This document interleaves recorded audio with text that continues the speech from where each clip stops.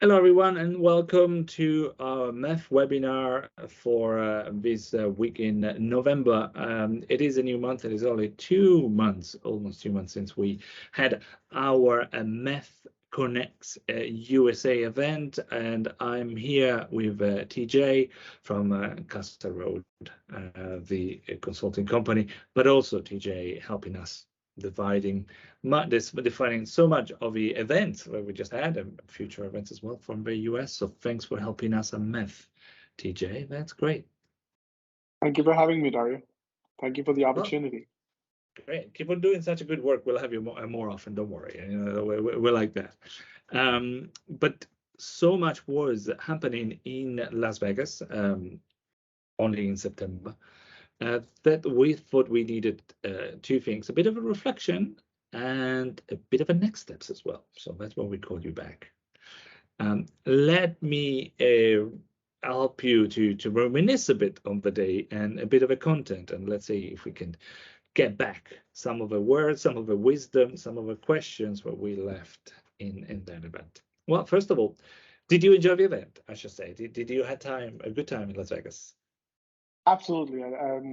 It's one of those things where you are reminded that as big as an industry as we are kind of a close-knit group. And it was great, for me at least, post-pandemic, if you want to call it that, to kind of connect with people that now what feels like we haven't connected for many years now, and just seeing how everyone's up to. So at a very, universal brotherhood kind of way, it was nice to connect with everybody. Nice to connect to everybody. It's very nice to be in places like the telecom event we had at MWC, but we needed one for the industry, which was a messaging industry, for the real speakers, but movers and shakers, to be there together. And so I think it's very, very well done for having that happening there. Thanks. Fantastic. You are right. But let me ask you first. I mean, the keynote that we had was a great keynote. We had Ajit Pai, the former FCC commissioner, somebody that has lived and supported the regulations and the Washington side of the business for a long time. What did you think of his keynote and his discussion? Because in the past, you have been on opposite side of discussions on a couple of things. That is a very powerful point to bring up, is that, when I started out in this industry, I wasn't on the same side of the conversation as Ajit. Like, I was a big proponent of net neutrality. But when you gave me the opportunity to help with the content for this event, what I realized was very few conferences focus on the role of the regulator in the US. And the reason why the US market, especially with text messaging and MMS, is so peculiar relative to the rest of the world is there is a very strong and empowered regulator that has put together a framework through which we all operate. Whether or not you agree or disagree with what a specific regulator is doing, that's what's happening. And we today in 2022 continue to operate in a world that Ajit Pai put in place, right? So it was a great way for him to come in and honestly a regulator to get the spotlight and say, this is how they looked at the world, and how, in his case, also share 2 years out what he sees working, not working, which I must admit, he was very candid about it, especially about the fact that he wished he had fixed the school program that allowed schools to pay for high-speed internet, which, in COVID times turned out to be something that people needed. And, it's him being very humble because he's done a lot of good for, making sure that there were still big investments in infrastructure in the US. I found it fascinating, and I'm saying that seriously because I did not expect so much power coming through And some of that was I had not listened to the model part. The title was messaging a model. I mean, looking at the messaging regulation, but the model is, and it made so much sense at the very beginning with a few words, but it was explaining to us that as a regulator, he looked at an industry which he thought it was underdeveloped for the US, and the network had to be invested, the catching up with new technologies. So the focus in making it more appealing for investment, hence more appealing for the actual network, kind of seems to be an underlying framework for a lot of the things they did later. And that for me was a big eureka moment. I said, oh, okay, I now get it. And it made everything more approachable. So I really like that as well. Absolutely, and I like the way he kind of set the context. You say, you don't see great startups coming in and saying, "I will build a tower, a radio tower in the middle of the Appalachian Mountains." That's very hard investment work that, just by virtue of how big the country is only left. And he was very clear that he wanted to not have regulations that get in the way of that investment. The challenge continues to be, how do we get coverage in as big and wide of a span the U.S. is in? And time has proven him is right. When he first mentioned that he was going to roll back net neutrality, which, by the way, he didn't need to. It was already set rule of the land. He was strongly believed that this was the right course of action. So when he became chair of the FCC, that's what he decided to do. His argument back then was there was no dystopia that needed to be fixed. It was a problem. It was a fix looking for a problem, and he had lots of detractors. And he continued with his process. And lo and behold, we have a 5G rollout that has survived the pandemic, with all of us, holed up in our own quarantines, and you didn't have any carrier or Netflix being told to throttle their streaming because of infrastructure issues. Infrastructure held up. So time has proven him right. And that it was great to hear from him how he looked at his time at the FCC and what's he doing right now. Purpose got this job done. One of them, of course, is helping to close the digital divide. This is something that was very personal to me. I grew up in rural Kansas on a dirt road outside of a small town of about 9,000 people in southeast Kansas. And when I went home, I would regularly see the effects of the digital divide on my friends and those who I knew in the town. And so we did a lot to try to change that, to restore a regulatory framework that maximized the incentives to invest and innovate in high-speed broadband networks. And I'm glad we did that, because over the past couple of years, I think experience has shown that, if anything, the marketplace has gotten much more innovative, much more competitive, and it's demonstrated that that is really the paradigm. The question is not so much what or how to regulate, but when to regulate. And in my view, regulation is typically preemptive regulation is appropriate only when there's this sort of demonstrated market failure, when the marketplace just fails so much that nothing other than utility-style regulation would work. Messaging is not that, it seems to me. And I think the comments of Soren earlier just speak to the point that you were trying to convene, figure out who the bad actors are, and on your own, identify them and get them out of the marketplace, which is what consumers want. If the FCC stepped in and did a utility-style regulation, yeah, sure, you might solve a little bit of the problem in the short run, but over time, it has all kinds of effects on investment decisions.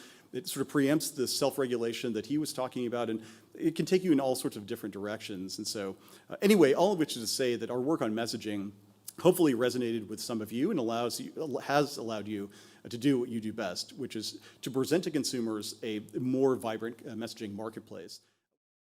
Great. We talked about Ajit Pai, but that could be the past. I mean, a great way to understand what the specific about the US market could be. Mm-hmm. We all also heard about the immediate future. So we had, as strange as it might happen, we had a message arriving pretty much as we were doing the event, looking at legislation from the FCC regarding messaging straight away. And that was also commented by Glenn Richards from Pillsbury Winthrop Show Pittman. So we just happen to have a lawyer, and not just a lawyer that looks at these things in and out. Can you tell us a bit more of why this announcement is important? What's happening, and what's going to be shaped? And later we'll probably use some of the words from Glenn as well. So yeah, I think Glenn had the best moment, if you will, in terms of the hot news dropping right on, because you could totally see that was a great way for people to get focused on what Glenn was trying to say. And Glenn, what I liked about Glenn was the way he explained what an NPRM is, a notice of proposed rulemaking, right? Which I've seen not many people explain as succinctly as he did, which helped people put in context that this is how the FCC is thinking. And if you had to put a big picture on the NPRM, what the FCC is trying to say is text messaging spam is still a problem. We haven't had much success putting a control on content, but can we put some controls around the phone number that sends the message? And depending on where you are in the ecosystem, in terms of if you're the carrier, the HAP provider, the intercarrier vendor, the aggregator, the way it's looking right now is there is going to be a shared burden to ensure that the sender of the message and the message itself are kind of almost in a Gordian knot, if that's possible. Now, I'm looking forward to the filings that'll happen on November 10th. I guess it'll get a matter of public record then of where people fall on this. My suspicion, and I think Glenn will agree with this, is the fact that most of the carriers will try and be more conservative in their view of enforcement, because it is putting a lot on the carriers to basically say, you should be responsible for content moderation. And whether it's Twitter or Verizon, no one wants to be in the content moderation business. It's a tough place to be in, and it'll be interesting to see all the pros and cons that come in on November 10th, which is the first deadline for submitting comments on the NPRM. But again, going back to the event, it in many ways confirms why the MEF had to do this event, because there was no other forum to talk about this, because messaging in the grand scheme of things is such a small part of the Samsungs and Apples of the world, or even the carriers for that matter. No one's actually talking about how text messaging is powerful and the forces that are determining it. So in many ways, it was a confirmation as to why we needed to meet on that day in that room at the Wynn, and why you needed more regulators to be in the room and speaking. You needed people like Glenn, who come with strong and stellar reputations, to tell us in a very balanced way the issues that are at stake. Absolutely, and we'll probably come back in a second to some of his regulation. I do want to read something, and I generally don't like to just read at these things, but literally an hour ago, the FCC released a document that probably should perk folks up a little bit, because it's a notice of proposed rulemaking, which in and of itself is problematic, because the FCC has two choices when it releases these things. It can do things as a notice of inquiry, which is asking lots of questions. The problem with an NPRM, it sort of projects that the FCC maybe has made some decisions about this, because under the Administrative Procedures Act, you actually have to issue proposed rules that get comments before you can adopt new rules. In this notice of proposed rulemaking, we propose to require mobile wireless providers to block illegal text messages, building on our ongoing work to stop illegal and unwanted robocalls. Specifically, we propose to require mobile wireless providers to block texts at the network level that purport to be from invalid, unallocated, or unused numbers and are not on a do not originate list.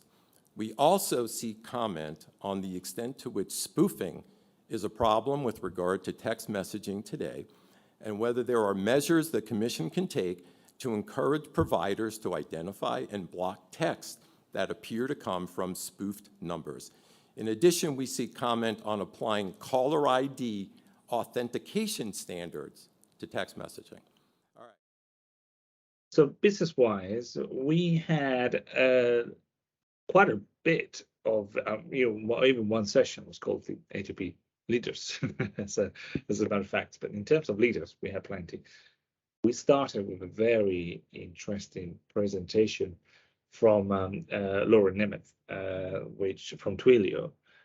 She looks after the core of the Twilio assets. And in messaging, she comes from marketing, and she had quite a powerful message. Can you remind us some of the key traits of what she said is happening in the industry right now? Well, first of all, it was an interesting to see perhaps the most powerful woman in messaging take stage and as a headline speaker, because to your point, if there is one bellwether in the A2B industry globally as to whether or not the A2B industry is growing, it's Twilio. And all of Twilio's messaging goes through someone or some server or some group under Lauren's preview. So this was someone who was sharing their viewpoint. And the one takeaway that I was very, very happy to take for me was the fact that the concept of trust that she brought up repeatedly, the fact that there is a shared sense of trust that you need to bring in terms of business messaging. Yes, we've done all this work to make it easier for marketing use cases to get out there, but the reason why it still continues, the medium itself, text messaging and MMS, we should go into RCS if we do want to go in there, but is because of the fact that there's a shared trust in making sure that the people who are sending the messages are the ones who are allowed to send the messages, and the ones who are receiving it have given their consent to receive the message, right? And it was very, very interesting for her to share that point of view and almost set a stage and set the tone, if you will, for the rest of the conversations that happened around shared trust and shared responsibility around knowing your customer, knowing your sender, and making sure that the right message is getting to the right person for the right reasons. A little bit of background on me. I do not come from the telco space. So I've been at Twilio for 2 years. All of my background is actually in marketing and advertising. And the reason I came to Twilio, and also the reason why I'm leading our messaging businesses, is actually about this opportunity right here. So we run an amazing business, which is largely, I would say, a verification use case today. If you look on the Twilio platform, actually this year alone, the largest use case, bar none, is actually a marketing use case. We've seen 2,000% growth this year alone in that use case.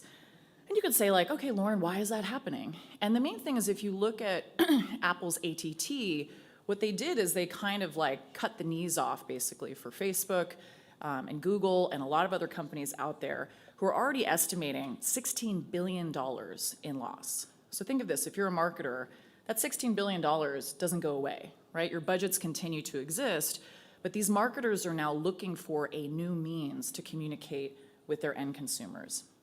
And if you look at messaging, it's a beautiful way to think about earned media. Consumers are raising their hand, they want to have a direct relationship with you, and marketers are saying, I would love to take a lot of my digital advertising budget and take it away from Google and take it away from Facebook and actually bring it towards messaging.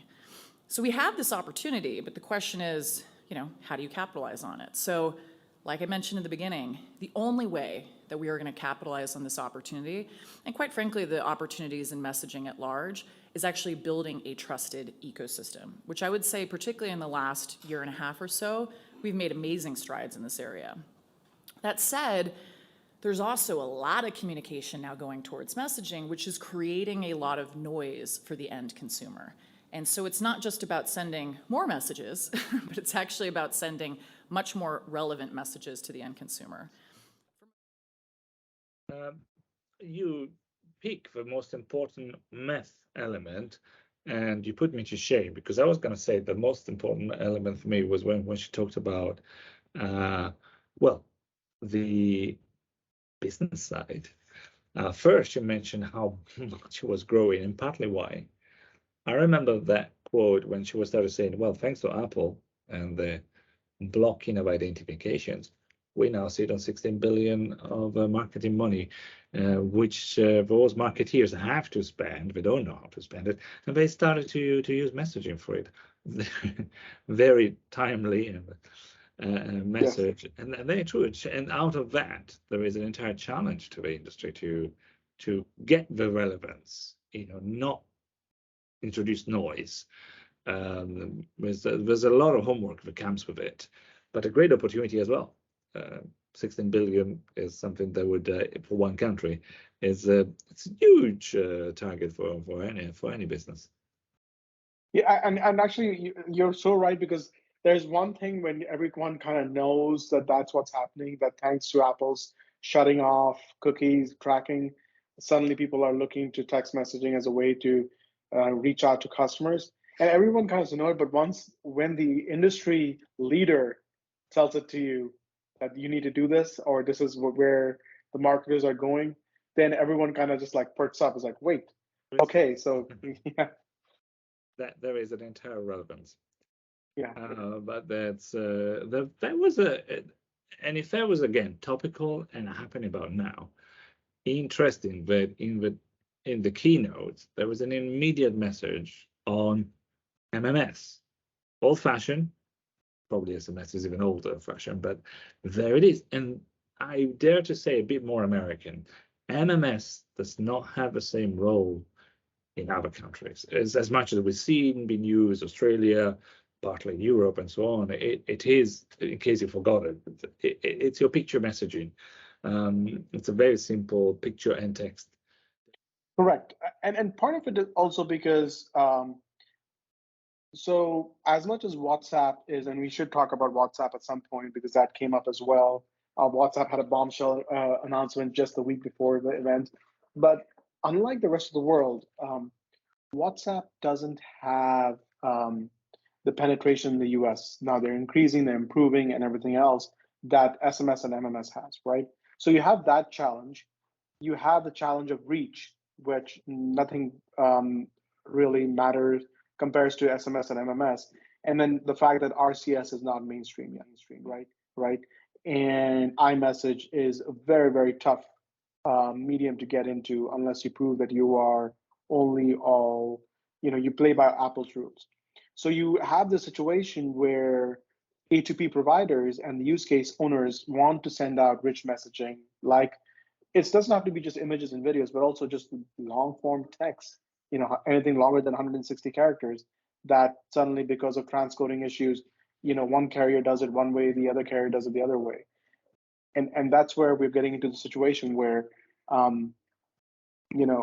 Lauren brought up a very important point where there are real problems with MMS delivery in the US that need to be fixed if we are to deliver on the promise of the $16 billion that the marketers are willing to spend with the ATP providers. Consumers want rich experiences. Like, make absolutely no mistake about that. What we at least see is that RCS is an amazing experience if you have an Android device. I have very little faith that iOS is ever going to adopt RCS. And if you look at the North American opportunity itself, which obviously a lot of us are focused on today, the majority of consumers have iOS devices. As a result, put yourself now back in the CMO's shoes. Am I going to create a campaign that's only going to be relevant for 40% of the North American audience? Like, no, that's a pain. And so actually the proliferation that we're seeing is actually more around MMS. And MMS is great because it works across iOS and Android. I think there's a lot of ways that we can improve MMS collectively as an industry, and I'll kind of get to that in a second. But even beyond that marketing use case, consumers actually want to fulfill the transaction within messaging itself. I've got a few anecdotes from actually a consumer survey that we just did with about 10,000 consumers. And 77% of them actually want conversational commerce. That would be their preference. And 58% would prefer messaging to actually fulfill purchases as opposed to other means. So we see consumers raising their hands saying, this is actually a beautiful way for me to interact with marketing communications, and I don't just want you to tell me about special offers and discounts that you have. I actually want to fulfill a lot of those transactions directly through the message itself. I'm looking at the agenda, and I need to ask you now, because later on, we had something called the International Experience of RCS. Now, Yeah. we talk about MMS. We don't talk about RCS in US. Where are we? The day of the session, I think put in stark view how far behind the US is in RCS adoption. Because it's even like US relative to Canada, like the TELUS folks came in and told us exactly where they have full reach over across all Android phones. I still applaud Carlos for doing the whole just do it, a t-shirt reveal. But the idea is that the rest of the world is catching up to RCS delivery, right? The Android versions are catching up, the device support is catching up. Mexico, India, these fast-growing markets are racing ahead in RCS adoption. The US is, for multiple reasons, is always behind. And to be fair to the US players, they did try a couple of attempts, and it is a very big network to try and manage and build consensus. And what I also liked, and this was not directly told on stage, but in the offline conversations, was the carriers get it, and they are trying to get there in a way that is equitable, builds on the goodwill that they've built and the network that they've already built, and kind of allows the ecosystem to come up with good ways of interoperability, which is the core problem by itself, right? But in the absence of that, going back to the MMS conversation, I still, as a marketer, I still need to get my message today to, regardless of device, whether it's iOS or Android. And if I want to do that, I have two options: SMS, which is 160 characters. You could argue that some devices allow longer character limits, but you have to go by the lowest common denominator, or you go by heavy payload support that MMS allows, which is still, by some metrics, about 12 to 15% of MMS in the US don't reach their final destination, because somewhere along the way, transcoding means those messages get lost. Question for you now to wrap up. We had much more in the event. I'm not sure we can go through all of it. What surprised you that day? What was something there what you didn't expect about the US market in messaging? What surprised me was how bullish these industry insiders were on the opportunity, despite all our challenges. So yes, what was spoken on stage and what was spoken off stage and aside, by the way, great snacks and lunch and breakfast, by the way. I'm still remembering the triple layer cake that was served as a snack, which is amazing. But what surprised me was how everyone is bullish about the opportunity. Like, you would think once the Tulios and everyone else has done all the work and there's been this consolidation in the last 48 months in the industry, there's a little bit of steady state. But no, there's a lot of innovative work that's happening. I think people are doing really great work in the medium. For example, the Wizard Commerces of the world, the Team Sense of the world. They are trying to build use cases purely on SMS. And that surprised and excited me about the event. It's very good news, and it made me think first about the cakes and everything else. Obviously, apologies. There's no way for reproducing that for you online on our podcast. But we can give you a sense of the variety of the players were there. We say that the leaders were there, but also a lot of new companies, new ideas. Yes. It is very dynamic, as you were saying, and that we can give a good representation to that, given all that is happening in terms of it was discussion outside and so on. Come to our next event, which is probably the key selling point. And let's talk about the next steps. Let's talk about what's happening next in this market. Let's talk about what topics we at MEF can facilitate to discuss. So TJ, do you happen to have a crystal ball somewhere over there that you can see what's going to be the next 3 to 6 months in messaging in USA? I think we will see a lot more carrier news coming out, probably not in the next 8 weeks, but first quarter of next year. Part of it. So, share with our viewers, you and I try very hard to try and get the operators on stage, but I think, and they were very willing, to their credit, they were very willing, but they felt they needed to share something meaningful and meaty on stage. And I'm looking forward to March when we do our next day-long event in messaging, where we hope to get a few more carriers to share some big news about interoperability, about RCS, about upgrades to the infrastructure, much needed upgrades to the infrastructure that allows for better feedback loops when we're sending messages out to the end consumer. So that excites me a lot. I'm also excited to hear more from regulators. So one of the things that I got feedback post conference was more regulators wanted to get on board and get on stage and share their point of view on what we should be doing to keep the messaging medium vibrant. So I'm excited for March of next year and what the industry will share with us.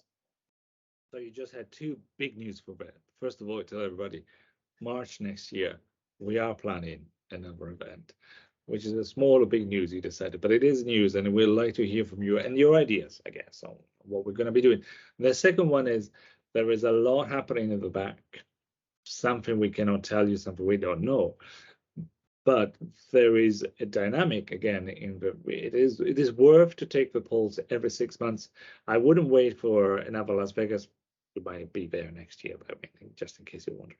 But I wouldn't wait for a full 12 months to check what's happening. I think there's, as you were mentioning, operators, even some of the CPaaS world is changing very fast, and I would say let's go and talk to them quickly. In these, it's good to keep in contact and abreast of all the different developments. So good. I'm not sure how much more time we do have, but okay, let's squeeze it in. What else would you like to have in March? Well, what's in your wish list? What my wish list right now is more opportunities like this. Like I do want to call out, I know you're not the one for fishing for compliments, Dario, but I think you and your team did a great job with the MEF event. And I really do appreciate kind of the wide latitude you gave me with, and you were open to all ideas when I would say, let's do this, do this, do this. You never kind of like say, well, that's not a good idea, or you allowed the ideas to kind of percolate. And I think that kind of open point of view, where every idea needs to be heard and let the industry test it and figure out what works, what doesn't work. Your role as, if you say the overall moderator of conversation, is very powerful, to have the patience to say, even the ideas that make you feel a little bit uncomfortable, it's okay, hear them out, because that's how we all get powerful. So to you and your team, congratulations. I don't know if I'm allowed to say this, but I think at the end of the session, we were oversubscribed by 3 times over our capacity for both events, the day off, and that's a testament to your drive.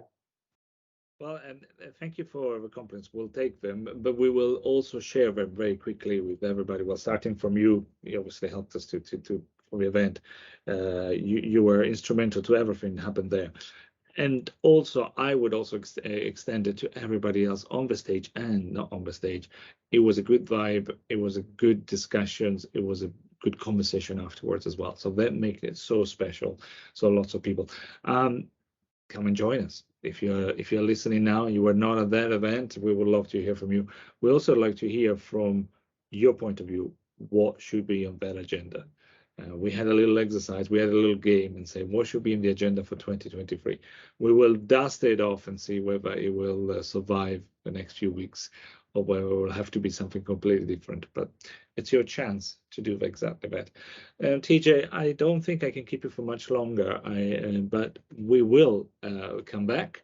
If you have comments or content, just like you were saying, you can send us at Mobile Ecosystem Forum, as you know. One is Dario, D-A-R-I-O, at mobileecosystemforum.com, or do join us at TJ as well. and send him directly any messages. So with that, with the announcement, if it was an announcement, we'll come back. But even with a request of any ideas and feedback, I'll probably say that that's all that I should be saying. But I will leave the last word to TJ. He holds by now steadily the sheep. So what are we doing?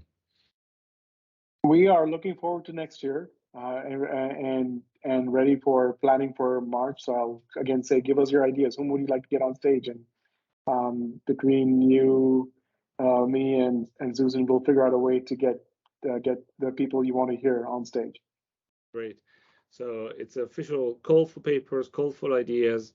And if you were as brave as some of our, call for your T-shirt showing, revealing anything you want to do on that stage, it will be available for you. Well, kind of. TJ, thanks again. Thank you, Dario. All right, talk to you. Bye. To all of you, bye-bye, and we'll see you again on our next podcast and webinar from MEF. Bye-bye.